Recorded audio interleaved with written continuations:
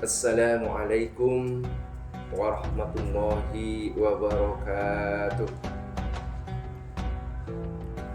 Hamdan syakirin, hamdan na'imin, hamdan alimin, hamdan muta'allimin, hamdan yuafi ni'amahu wa yukafi mazidah. Rabbana lakal hamdu liwajhikal karimi wa azimi sultanik. Salatan wa salaman ala ibni Abdillah Muhammadur Rasulullah khatamal anbiya wal mursalin wa ala alihi wa ashabihi ajma'in. Amma ba'du. Tiada kata yang paling pantas kita ucapkan kepada Allah Subhanahu wa ta'ala selain ucapan syukur alhamdulillahirabbil alamin. Karena pada kesempatan kali ini kita masih tetap diberi nikmat yang paling besar oleh Allah, yaitu nikmat iman, nikmat Islam, nikmat sehat, serta nikmat kesempatan, hingga kita berada di tempat yang penuh barokah, insya Allah. Kedua kalinya sholawat beserta salam mari kita haturkan kepada junjungan kita Nabi besar Muhammad sallallahu alaihi wasallam yang telah yang telah mengajak kita dari alam kegelapan menuju alam yang terang benderang. Hadirin jamaah salat tarawih yang dimuliakan Allah Subhanahu wa taala. Al-Qur'an mengatakan sungguhnya yang paling mulia di antara kalian di sisi Allah yaitu orang yang paling takwa. Inna akramakum indallahi atqakum. Kata takwa merupakan wasiat Allah kepada golongan orang-orang awalin. Kata takwa merupakan wasiat Allah kepada golongan orang-orang akhirin, masyarakat dahulu, masyarakat sekarang, serta masyarakat yang akan datang. Karena ketakwaan akan mengantarkan seorang hamba pada kebaikan di sisi Allah Subhanahu wa taala. Ada sebagian ulama mendefinisikan tentang takwa melaksanakan semua perintah Allah dan menjauhi semua yang dilarang oleh Allah Subhanahu wa taala, baik lahir maupun batin. Amalan-amalan dalam Islam itu banyak sekali macamnya. Ada amalan yang paling dicintai oleh Allah Subhanahu wa taala, seperti yang pernah dikatakan oleh sahabat Nabi yang bernama Abdullah bin Mas'ud dalam sebuah hadis. Apa kata Abdullah bin Mas'ud? Sa'altu Nabiy sallallahu alaihi wasallam, ayyul amali ahabbu ila Allah? Qala as-salatu ala waqtiha. Thumma qultu thumma ayyun? Qala birrul walidaini. Thumma qultu thumma ayyun? Qala al-jihadu fi sabilillah. Qala haddatsani bihinna Rasulullah sallallahu alaihi wasallam. Wa istarzatuhu lazadani wa la istazatuhu lazadani. Rawahul Bukhari wa Muslim. Abdullah bin Mas'ud pernah bertanya kepada Nabi sallallahu alaihi wasallam, amalan apa yang paling dicintai oleh Allah Subhanahu wa ta'ala? Nabi menjawab, as-salatu ala waqtiha. Kemudian apa ya Rasulullah? Nabi menjawab, birrul walidaini. Kemudian apa lagi ya Rasulullah? Berjuang di jalan Allah. Abdullah bin Mas'ud berkata, semua itu diceritakan oleh Rasulullah sallallahu alaihi wasallam kepadaku. Seandainya aku menambah suatu pertanyaan, pasti Nabi menjawab satu jawaban untukku. Hadis riwayat Imam Bukhari dan Muslim. Hadirin jamaah salat tarawih yang dimuliakan oleh Allah Subhanahu wa taala, Ibnu Daqiq Al-Aid menjelaskan dalam kitab Ihkamul Ahkam mengenai 3 amalan yang paling dicintai oleh Allah Subhanahu wa taala. Utamanya yang berkaitan dengan as-salatu ala waqtiha, salat pada waktunya. Tentang salat as-salatu waqtiha ada 2 pendapat ulama yang mengatakan. Pendapat yang pertama adalah bukan mengacu kepada awal waktu, tapi juga bukan mengacu pada akhir waktu, tapi mengacu pada ketetapan yang sudah ditetapkan oleh Allah Subhanahu wa taala dan bukan di luar itu. Artinya, kalau kita sholat duhur, dia sholat pada waktu duhur, bukan sholat duhur di waktu malam. Sholat asar, ya sholat pada waktu asar. Sholat maghrib, ya sholat pada waktu maghrib.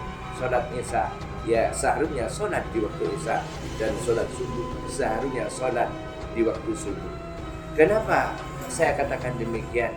Karena dulu saya menemukan teman saya sholat waktu masuk adzan maghrib. Saya biarin, setelah sholat saya tanyakan, sholat apa kamu barusan? Nah, teman saya itu jawab, sarrib. Artinya sholat asar dengan sarrib eropol jadi satu.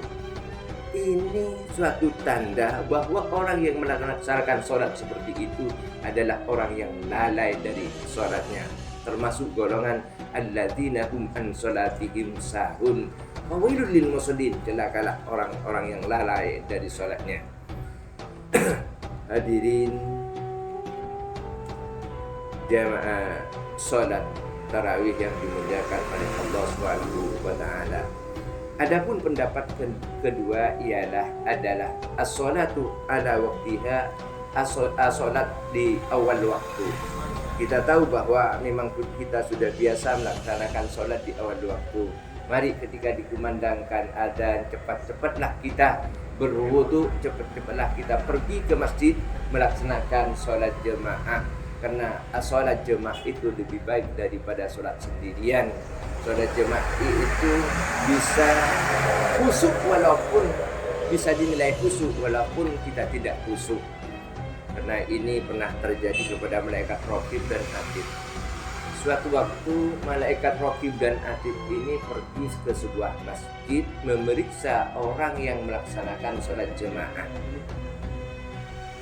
Di masjid itu ternyata tak satu pun di antara jemaah itu yang khusyuk. Imamnya tidak khusyuk karena mikirin hutang, makmumnya tidak khusyuk karena mikiran bagaimana cari nafkah. Makmum yang lain, dia juga tidak khusyuk karena mikirin kambingnya yang hilang mungkin. Artinya satu jamaah itu tidak ada yang khusyuk. Bingung malaikat raqib dan atid itu mau dinilai apa kalau sholat orang seperti ini. Tapi setelah ditunggu, pada akhirnya ada satu orang yang menghadap kepada Allah, itu pun makmum masbuk ke bagian rakaat terakhir, menghadap lalu khusyuk kepada Allah. Maka orang yang sholat di masjid itu ditulis oleh khusyuk semuanya. Karena kalau sholat jemaah ada satu orang saja yang khusyuk, maka yang lain akan mendapatkan predikat khusyuk di mata Allah Subhanahu wa taala. Untuk itulah mari kita semua biasakan sholat berjemaah. Karena dengan sholat jemaah, walaupun kita tidak khusyuk, pasti akan mendapatkan predikat khusyuk oleh Allah Subhanahu wa taala. Hadirin jemaah sholat tarawih yang dimuliakan oleh Allah Subhanahu wa taala. Adapun amalan yang kedua yang paling dicintai oleh Allah adalah birrul walidain, berbakti kepada kedua orang tua. Kalau dipikir-pikir,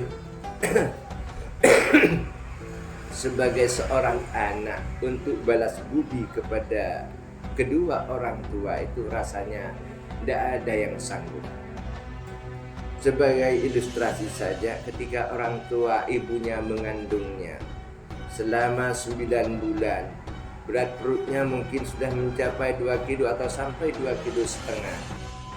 Mau ke dapur dibawa, ke masjid dibawa, ke musola dibawa, ke pasar dibawa, ke mana-mana saja selalu dibawa.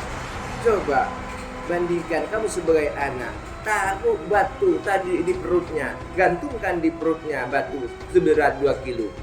Mau ke masjid bawa, ke WC bawa, mau ke sekolah bawa, kemana saja bawa. Saya yakin tidak kuat, 1 hari saja tidak kuat. Jadi kalau mau membalas jasa. Rasanya seorang anak tidak mungkin bisa membalas jasa kepada orang tua, lebih-lebih nanti setelah lahir. Di waktu kecil yang nyawiin ibunya, yang netein ibunya, yang mandiin ibunya, yang nyuapin ibunya. Sekarang balik, seandainya ibunya yang sakit, anaknya apakah mampu berbuat seperti itu? Saya yakin tidak mungkin. Lalu bagaimana caranya untuk berbakti kepada kedua orang tua? Hanya sebagai anak hanya bisa berbuat baik kepada kedua orang tua, mengikuti perintahnya dan tidak membantahnya. Artinya buat orang tuanya senang, jangan buat orang tuanya sakit hati. Kalau orang tuanya dibuat sakit hati, takut seperti sahabat Nabi yang bernama Sayyidina Alqamah. Apa yang dilakukan oleh Sayyidina Alqamah? Sayyidina Alqamah suatu ketika dipanggil oleh ibunya, tapi ternyata dia tidak mengindahkan panggilan ibunya, malah dia lebih mementingkan panggilan istrinya. Akhirnya ibunya jadi sakit hati. Setelah itu Sayyidina Alqamah jatuh sakit. Ketika menghadapi sakaratul maut, Sayyidina Alqamah ini dituntun oleh sahabat Nabi yang lain untuk membaca syahadat. Ternyata tidak bisa mengucapkan kalimat syahadat. Coba bayangkan seorang sahabat Nabi dituntun untuk membaca syahadat, dia tidak bisa, pasti ada yang salah. Tapi setelah diselidiki, ternyata Alqamah ini pernah membuat ibunya sakit hati. Hal ini dilaporkan oleh sahabat yang lain kepada Rasulullah Sallallahu Alaihi Wasallam bahwa Alqamah tidak bisa membaca syahadat karena dia tidak dimaafkan oleh ibunya. Akhirnya oleh Rasulullah dipanggilnya ibunya untuk memaafkan Alqamah, tapi ibunya tidak mau karena terlalu menyakitkan hati saya ya Rasulullah. Akhirnya Rasulullah dah banyak berbicara, lalu menyuruh sahabat-sahabat yang lain untuk mengumpulkan kayu bakar sebanyak mungkin. Tapi setelah itu ditanya oleh ibunya Alqamah, untuk apa ya Rasulullah? Para sahabat itu mengumpulkan kayu untuk membakar anak ibu, karena ibu tidak mau makan anaknya. Ya namanya seorang ibu. Akhirnya Alqamah itu dimaafkan. Setelah itu dituntun lagi oleh sahabat yang lain membaca syahadat. Langsung lancar karena sudah mendapatkan maaf dari ibunya. Jadi Sayyidina Alqamah tidak bisa baca syahadat bukan karena apa? Karena belum dimaafkan oleh orang tua.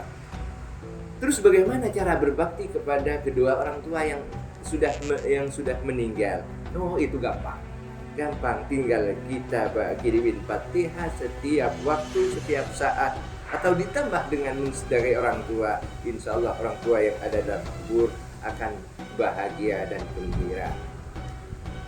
Hadirin jamaah sholat tarawih yang dikerjakan oleh Allah Subhanahu wa Ta'ala. Adapun amalan yang ketiga yang sangat dicintai oleh Allah Subhanahu wa Ta'ala adalah al-jihadu fi sabilillah. Berjihad di jalan Allah, tidak hanya berperang melawan musuh. Berjihad di jalan Allah, kita melestarikan agama Islam, atau berjuang dengan jiwa, berjuang dengan raga demi tegaknya agama Islam, atau kita berjuang dengan harta yang kita miliki, membantu orang-orang miskin, membantu anak-anak yatim, membantu lembaga-lembaga pendidikan. Itu juga namanya berjihad di jalan Allah Subhanahu wa Ta'ala. Mungkin ini saja dari saya. Kesimpulannya, ada 3 amalan yang paling dicintai oleh Allah Subhanahu wa Ta'ala. Pertama adalah as-sholatu ala waqtiha, salat tepat waktunya. Terus yang kedua adalah birrul walidain, berbakti kepada kedua orang tua. Sedangkan amalan yang ketiga adalah berjuang di jalan Allah. Mungkin ini saja yang perlu saya sampaikan, kurang lebihnya Mohon maaf yang sebesar-besarnya. Aku minkum aku qawli hadza astaghfirullahal azim min kulli dhanbin adzim. Wassalamualaikum warahmatullahi wabarakatuh.